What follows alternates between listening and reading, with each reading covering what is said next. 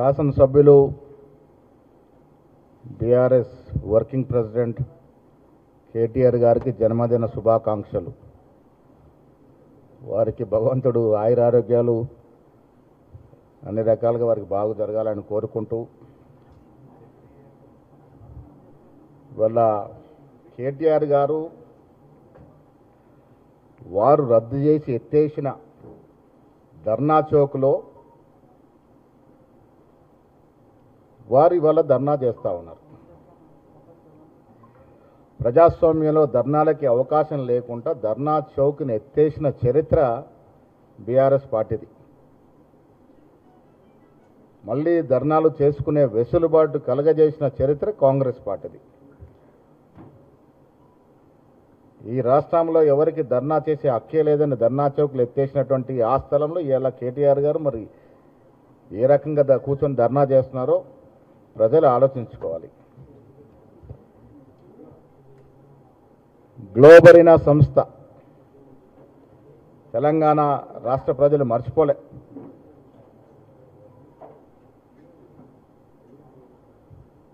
ఒక అర్హత లేని అక్రమాల పుట్టైనటువంటి గ్లోబరీనా సంస్థకి ఆనాడు ఇంటర్మీడియట్ పరీక్షలు దిద్దే అవకాశం కల్పించి దాదాపు 26-27 మంది ప్రాణాలు పోవటానికి కారణమై అలాంటి గ్లోబరీనా సంస్థను విచారణ జరిపి ఇంతవరకు ఆ విచారణ ఏం తేలింది, ఆ రిపోర్ట్ ఏంటి, ఎందుకు బయట పెట్టలే? 2019 కదా జరిగింది. ఆ తర్వాత ఆ రిపోర్ట్ ఎందుకు బయట పెట్టే సాహసం చేయలే, ఎందుకు బయట పెట్టలే? ఇప్పటికైనా వారు ప్రతిపక్ష నాయకుడిగా అడిగితే కాంగ్రెస్ పార్టీ ఆ రిపోర్ట్ను బహిర్గతం చేస్తుంది. 1-2 దాదాపు 28 మంది విద్యార్థులు ఆత్మహత్యలు చేసుకున్నారు. ఇలా కుటుంబాల పరిస్థితి ఏంటి? ఒక్కసారైనా మీరు మీ నాన్నగారు ఆలోచించినారా?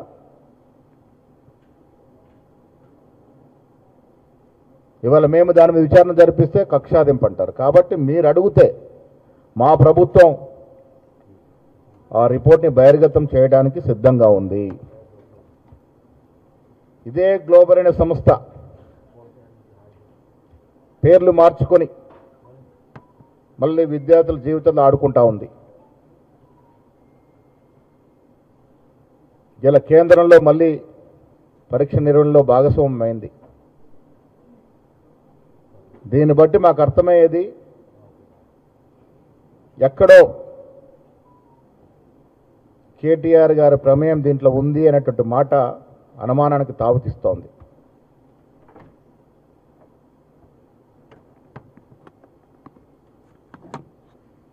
ఆ తర్వాత ఎన్ని రకాల లీక్లు అయినాయో మీ పాలనలో ప్రజలన్నీ కూడా మర్చిపోలే. బీఆర్ఎస్ హయాంలో లీక్ల పర్వం ఏ రకంగా సాగింది, వాటిపైన తూతు మంత్రంగా ఏ రకంగా విచారణలు సాగాయి, అవన్నీ కూడా మరుగునెందుకున్నాయి. ఇవాళ ధర్నా చౌక్లో ధర్నా చేస్తున్న కేటీఆర్ గారు వీటన్నిటికీ ఫస్ట్ సమాధానం చెప్పాల్సిన అవసరం ఉన్నది.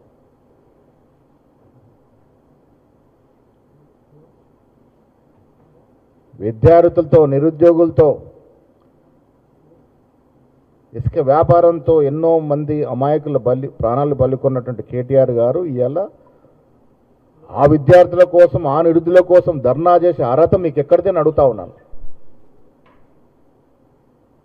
ఇలా కేటీఆర్ గారు ధర్నా చేసే ముందు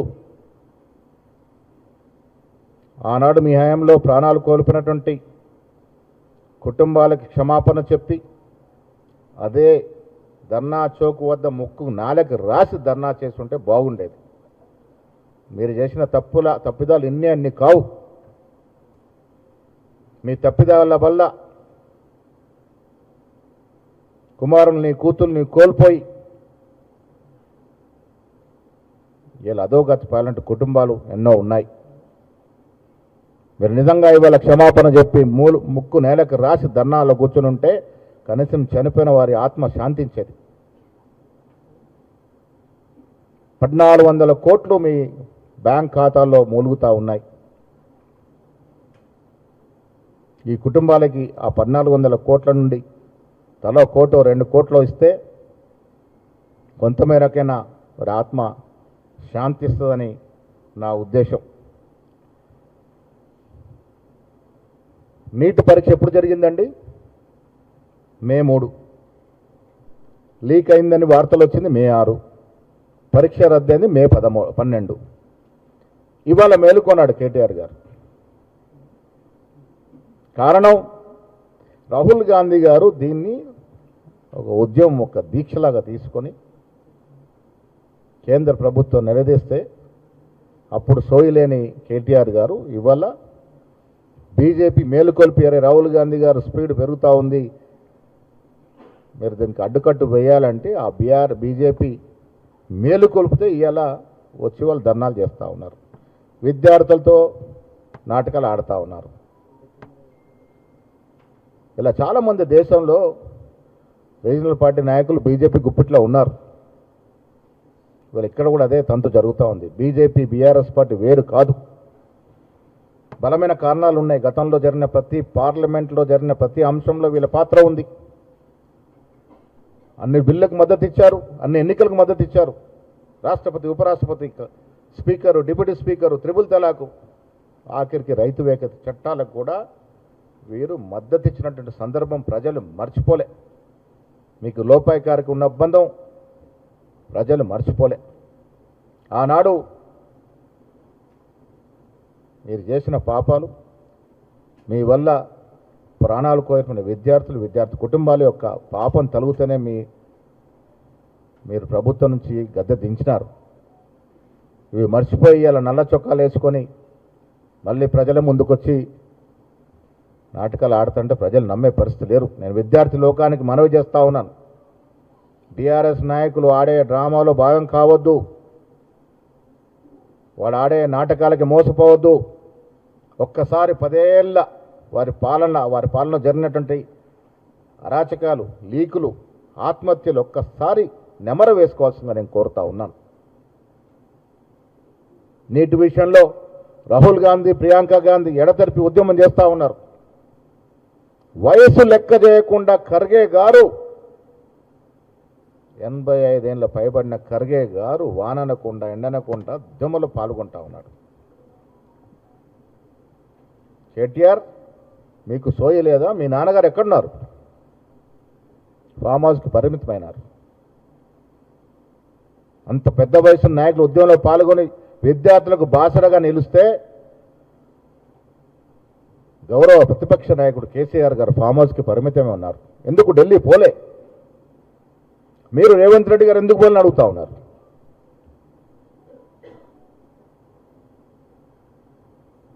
ఢిల్లీకి పోవడమా పోకపోవడమా కాదు, ఉద్యమంలో భాగం పంచుకున్నామా లేదన్నది ముఖ్యం.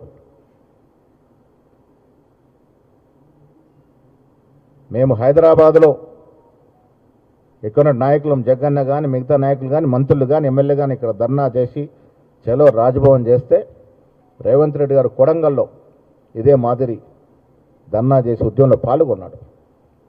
ముందు నిర్ణయించే కార్యక్రమాలకు ఉండడం వల్ల నేను ఆ రోజు అక్కడే పాల్గొనాల్సిందిగా వారు విజ్ఞప్తి చేస్తే కొడంగల్లో పాల్గొని నిరసన తెలిపారు. మీరు హైదరాబాద్కి ఎందుకోలే, మీరు ఢిల్లీ, మీకేం అవసరం అండి? కాంగ్రెస్ నాయకులు ఎవరు ఎక్కడ ఎప్పుడు పోవాలో మా అధిష్టానం నిర్ణయిస్తుంది, ఎవరిని ఎప్పుడు ఢిల్లీకి పిలవాలో మా అధిష్టానం నిర్ణయిస్తుంది, మేము నిర్ణయించుకుంటాం. మీరు ఫామ్ హౌస్కి పరిమితమై మే, జూన్, జూలైకి వచ్చాము, ఇంతవరకు సోయి లేదు నీటి మీద. ఇవాళ మీరు ధర్నా చౌక్ వచ్చి నల్ల చెక్కాలు వేసుకొని ధర్నాలు చేస్తుంటే కేటీఆర్ సమాధానం చెప్పాలి. కేసీఆర్ గారు ఎందుకు బయటకు రావట్లే?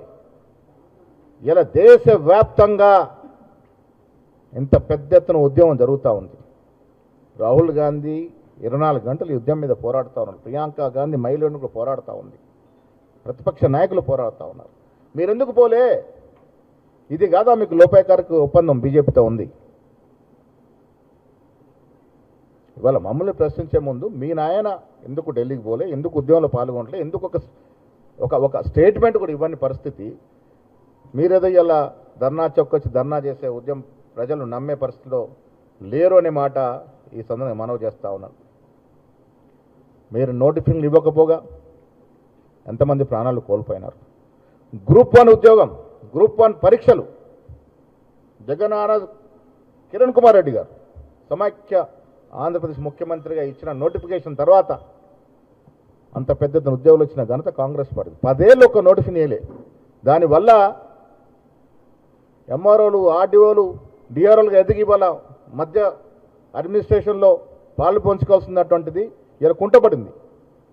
మీ నిర్వాహకం వల్ల ఇవాళ అసలు అటెండర్ మరియు కలెక్టర్ మధ్య అసలు అధికారం లేకుండా పోయారు. మీ నిర్వాహకం వల్ల కాంగ్రెస్ పార్టీ వచ్చాక గ్రూప్ 1 ఉద్యోగాలు ఇచ్చినటువంటి ఘనత కాంగ్రెస్ పార్టీది. ఎక్కడ పోయినారు మీరు? ఇలా మేము ఉద్యోగాలు ఇస్తే విమర్శిస్తారు. మీరు 10 ఏళ్ళు ఇచ్చిన ఉద్యోగాలు ఎంత, మేము ఇలా 2 సంవత్సరాలు ఇచ్చిన ఉద్యోగాలు ఎంత? ప్రజలు ఇవన్నీ కూడా లెక్కేసుకుంటా ఉన్నారు.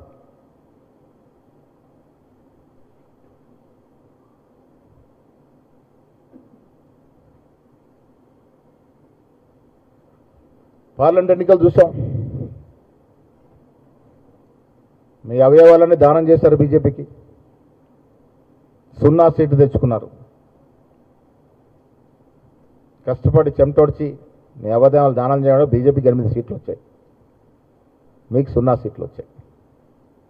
ప్రజలు ఆనాడు మీ స్థానం చూపించినారు. ఈ రాష్ట్రంలో మీ స్థానం ఏంటో అనేది చూపించినారు.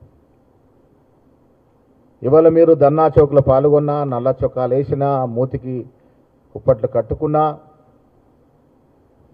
విద్యార్థులు, యువకులు మధ్యలో ఆ 10 ఏళ్ల పాలన తిరుగుతూ ఉంది.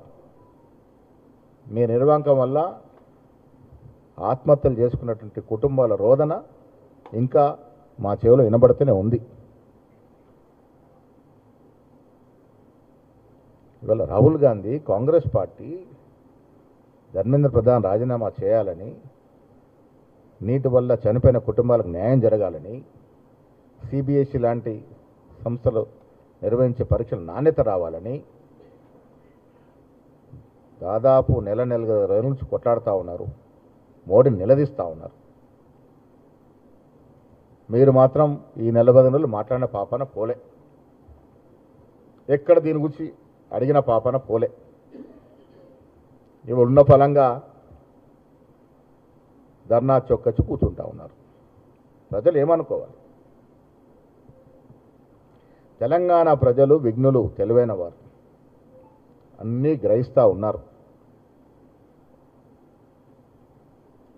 మీరు ఇలా కపట ప్రేమ ప్రదర్శిస్తూ ఎన్ని నాటకాలు ఆడినా ప్రజలు మళ్ళీ క్షమించి మీతో నడిచే పరిస్థితి లేదు. దానికి కారణం మీరు 10 ఏళ్ల కాలం చేసినటువంటి పాపాల మూట చాలా పెద్దది. ఇలా పోగలుగుతారా మీరు? యూనివర్సిటీకి ఎంతమంది విద్యార్థుల యొక్క ప్రాణాలతో చెలగాట మాడినారు? ఎంతమంది విద్యార్థులు తెలంగాణ ఉద్యమంలో చనిపోయినారు? చనిపోయిన విద్యార్థులు ఎవరు? చనిపోయిన నిరుద్యోగులు ఎవరు? వాటి కుటుంబాల పరిస్థితి ఏంటి? వల్ల ఎవరికైనా మీ 10 ఏళ్ల పాలనలో న్యాయం జరిగిందా? అమాయక విద్యార్థులు, అమాయక నిరుద్యోగులు నిప్పంటించుకొని చనిపోతూ ఉంటే బీఆర్ఎస్ నాయకులు మాత్రం కిరోసిన్ పోసుకుంటారు, కానీ అగ్గిపెట్ట దొరకదు. ఇలాంటి సంఘటనలు ఎన్ని జరిగినాయి? ఏ రకంగా ఆనాడు ఉద్యమంలో మీ అవసరాల కోసం నిరుద్యోగుల్ని, విద్యార్థుల్ని వాడుకున్నారు?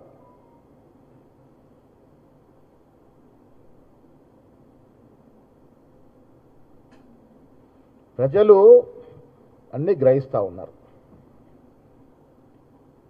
10 ఏళ్ల మీ పాలన చూశారు, మీ లీకేజీల పర్వం చూశారు, మీ పోలీసు రాజ్యం చూశారు. మీరు ఇసుక మాఫియాకి మద్దతు ఇచ్చి నిరుద్యోగుల్ని హింసలకు గురిచేసి 3rd డిగ్రీ ప్రయోగించి సంసారానికి పనికి రాకుండా చేసినటువంటి సంఘటనలు గుర్తున్నాయి.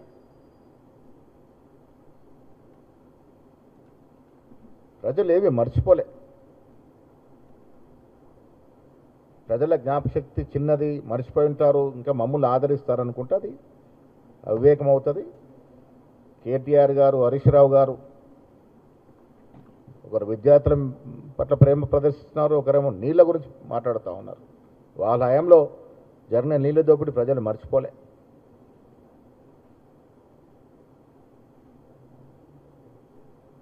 కనీసం కేటీఆర్ గారు ఇలా పుట్టినరోజు వారికి అభినందన తెలుపుతూనే ఈ రోజైనా కొంత వాస్తవాలు మాట్లాడితే మంచిది అనే మాట కూడా ఈ సందర్భంగా నేను వారికి సూచనలు ఇస్తూ ఉన్నాను.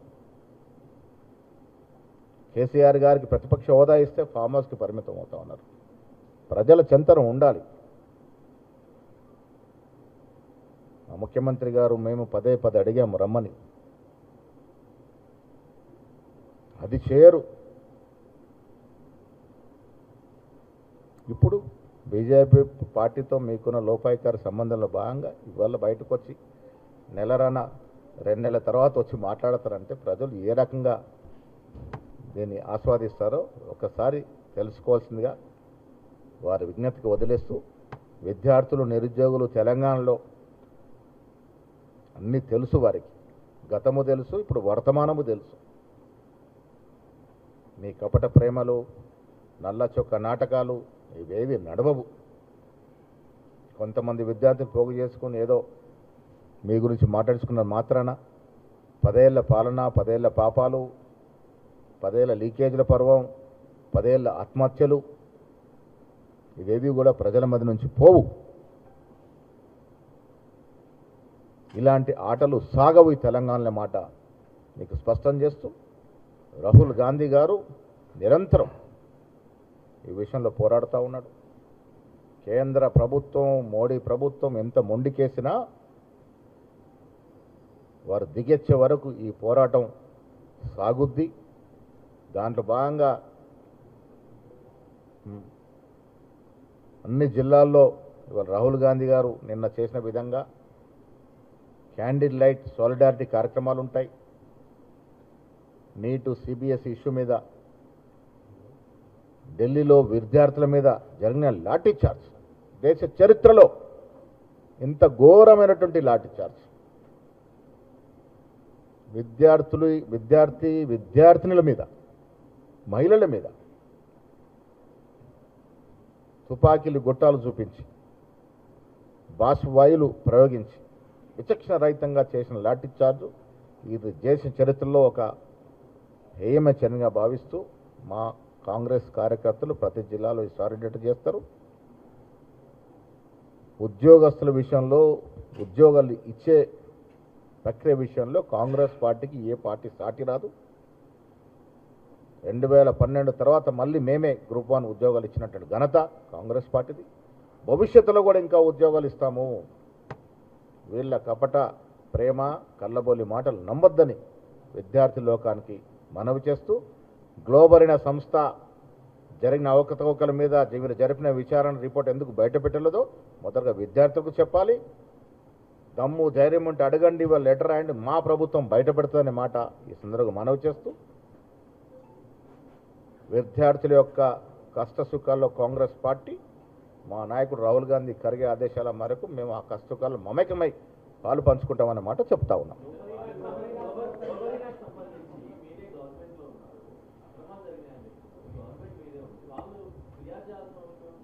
ప్రతిదానికి కక్షాదింపు అంటారు కదా, వారి ప్రభుత్వ హయాంలో జరిగినటువంటి కార్యక్రమం అది. వారే విచారణ వేశారు. ఇవాళ వాళ్ళు అడుగుతున్నాను, ఎందుకంటే వాళ్ళు ప్రతిపక్షంలో ఉన్నారు, ఎమ్మెల్యేగా ఉన్నాడు. మేము సిద్ధంగా ఉన్నాం. ఇవాళ అడిగితే మేము రేపే అది బహిర్గతం చేస్తాం. మా ప్రభుత్వం అడగమనండి, మీ ద్వారా మమ్మల్ని అడగమనండి.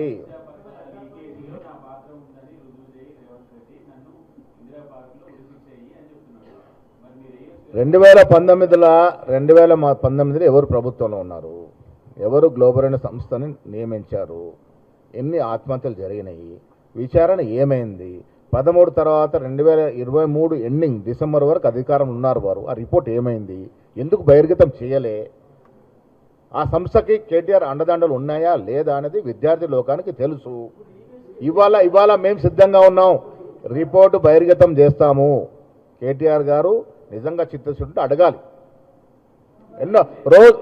వినండి రోజు ఎన్నో అడుగుతున్నారు కదా, రోజు ఎన్నో విషయాలు ప్రభుత్వాన్ని అడుగుతా ఉన్నారు కదా, దీన్ని కూడా అడగాలి. అడగకపోయినా బహిర్గతం చేసి ఆలోచిస్తాం. ఇంకా అడిగితే కనీసం వారి చిత్తశుద్ధి కొంత ఉందని అనుకునే అవకాశం ఉంటుంది. మిగతాది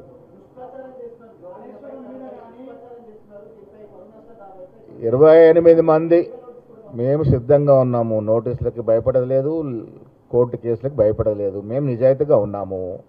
28 మంది ఆత్మహత్య చేసుకుంది వాస్తవమా కాదా? ఇది స్పష్టంగా రావాలి. 28 మంది మీద ఆత్మహత్యలు చేసుకుంటే జరిగిన విచారణ రిపోర్ట్ ఇన్ని రోజులు ఎందుకు దాపరికలను ఉంటుంది?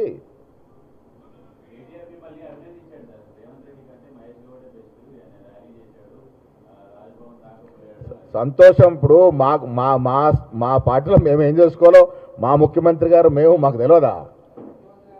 సంతోషం, అభినందిస్తాను. నేను కూడా రాజకీయాలు అనేవి రాజకీయాల చోట రాజకీయాలు ఉంటాయి. నా వ్యక్తిగతంగా నేను నమ్మేది, నేను కేటీఆర్ గారికి జన్మదిన శుభాకాంక్షలు ఎందుకు చెప్పినాను? సమాజంలో రాజకీయాలు బరాబర్ రాజకీయాలు చేస్తాం. వ్యక్తిగతంగా మేము ఎవరి మీద కక్ష ఉండదు. మాకు అందరితో ప్రేమగానే ఉంటాము. ఇవాళ బర్త్డే రోజు ఎందుకు ధర్నా చేసి నాటకాలు ఆడుతున్నారైనా? ఇలా బర్త్డే రోజు కుటుంబంతో ఉండి హ్యాపీగా గడుపుకోక వచ్చి నల్ల చొక్కా వేసుకొని ఇవాళ అబద్ధాలు చెప్తే ఎట్లా?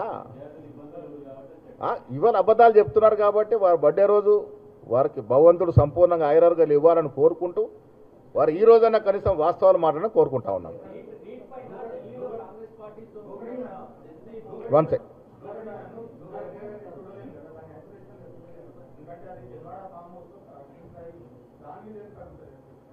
డెఫినెట్గా ఇప్పుడు జనవాడ ఫామ్ విషయంలో కూడా నడుస్తూ ఉంది, ఎంక్వైరీ జరిగింది. ఇవాళ ఒక్కటని కాదు, గతంలో కేసీఆర్ గారి హయాంలో జరిగినటువంటి 10 ఏళ్ల పాలన కూడా అన్నింటిలో కూడా విచారణ జరగాలని మేము కోరుకుంటా ఉన్నాము. మేమే కాదు, ప్రజలు కోరుకుంటా ఉన్నారు. ఇలా ప్రధాన అంశం నీటి మీద జరుగుతూ ఉంది. నెల 15 రోజుల నుంచి మాట్లాడని మీరు ఇవాళ వచ్చి ధర్నాలు నల్ల చొక్కాలు వేస్తా అంటే అర్థమైంది. ఎందుకు ఇట్లా ప్రజల్ని ఎందుకు మభ్య పెడతా ఉన్నారని అడుగుతా ఉన్నాము.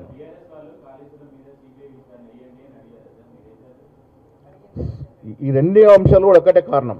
మేము ఏది చేసినా ఇవాళ ఏమంటారు, మా మీద కక్షతో వ్యవహరిస్తున్నా అంటారు.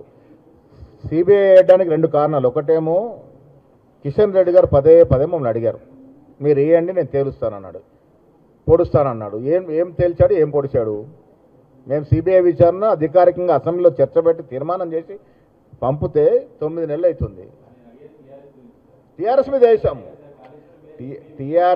వేసాము. కాళేశ్వరం మీద ఎవరు ఆపారు? ఫార్ములా ఈ రేస్ మీద విచారణ జరిపి కేటీఆర్ గారు దాంట్లో భాగస్వామ్యం ఉందని తేలిన తర్వాత కోర్టు నుంచి స్టే తెచ్చుకున్నారు.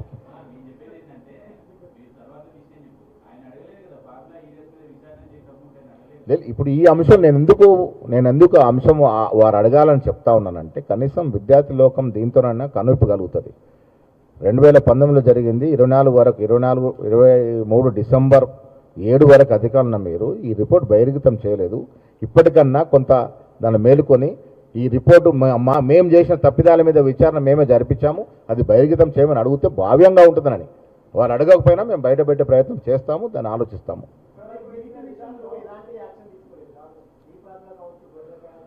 అన్నిటి మీద ఎంక్వైరీ జరుగుతూ ఉంది. ఇది ప్రజాస్వామ్య ప్రభుత్వము, ఇది పురాతన కాల రాజరిక పాలన కాదు. మా జగన్ నుండి డీజీపీ కాదు మన లోపల అంటే వేసే పరిస్థితి ఉండదు. దానికి ఎంక్వైరీ జరగాల, లీగల్ ప్రొసీజర్ ఉంటుంది, పద్ధతి ప్రకారం జరుగుతాయి. పద్ధతి ప్రకారం విచారణ జరిపి దోషులు తేలినప్పుడు డెఫినెట్గా పనిష్మెంట్ ఉంటుంది. ఏమని 100% అధికారం రాగానే 100% అన్నిటి మీద విచారణ వేసాము. కమిషన్ నడుస్తూ ఉన్నాయి. ఇది రాజరిక పాలన కాదు, చెప్పగానే లోపడేయడానికి లీగల్ ప్రొసీజర్ ఉంటుంది. ఇప్పుడు నా స్టేట్మెంట్లో ఏం తేడా లేదు. ఇప్పుడు కూడా తప్పు చేసిన దోషులని శిక్షించాలని కోరుతా ఉన్నాను.